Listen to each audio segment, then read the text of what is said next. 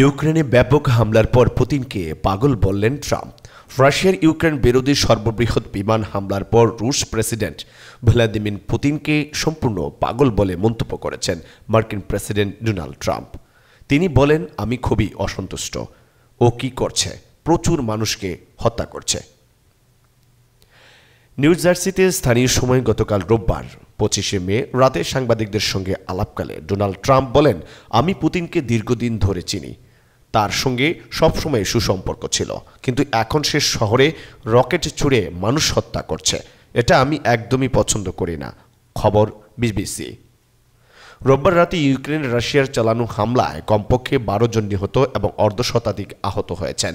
Russia ওই রাতে 367টি drone ও ক্ষেপণাস্ত্র ছুড়েছে, যা 2022 সালের পূর্ণমাত্রার হামলার পর এক রাতে সবচেয়ে বড় আক্রমণ।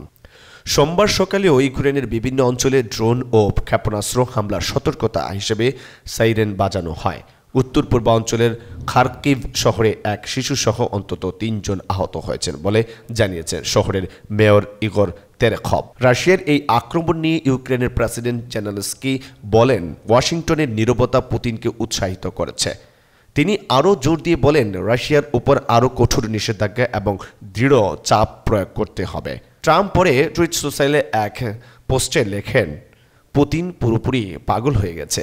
আমি আগেই বলেছিলাম, সে শুধু ইউক্রেনের একটা অংশ নয়, পুরো দেশটাই চায় এবং হয়তো এখন সেটাই প্রমাণিত হচ্ছে।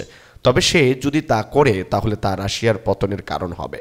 তবে জেলেনস্কিকেও এক হাত নেন ট্রাম্প। তিনি বলেন, জেলেনস্কি যেভাবে কথা বলছে তাতে তার দেশের কোনো উপকার হচ্ছে না। তার মুখ থেকে যাই বের হচ্ছে তা শুধু সমস্যা তৈরি করছে। এটা আমি একদমই পছন্দ করছি না এবং এটা বন্ধ হওয়া দরকার।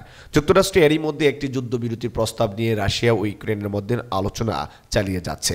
তবে হুঁশিয়ারি দিয়ে বলেছে, এই প্রক্রিয়ায় অগ্রগতি না হলে তারা আলোচনা থেকে সরে আসবে।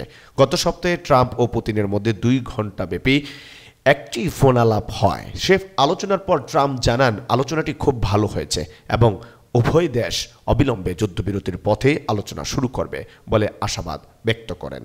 ইউক্রেন সরকার ইতিমধ্যে 30 দিনের যুদ্ধবিরতিতে সম্মত হয়েছে। তবে পুতিন কেবল ভবিষ্যৎ শান্তির সম্ভাব্য স্মারকলিপির উপর কাজ করতে রাজি হয়েছে বলে জানিয়েছে, যা কিয়েভ ও তার ইউরোপীয় মিত্রদের মতে কেবল সমক্ষেপণের কৌশল।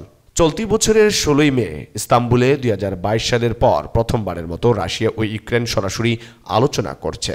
তবে একটি বড় ধরনের বন্দি বিনিময় ছাড়া উল্লেখযোগ্য কোনো অগ্রগতি হয়নি। বর্তমানে রাশিয়া ইউক্রেনের প্রায় 20% ভূখণ্ড নিয়ন্ত্রণ করছে, যার মধ্যে রয়েছে 2014 সালে দখল করা দক্ষিণের ক্রিমিয়া উপদ্বীপ।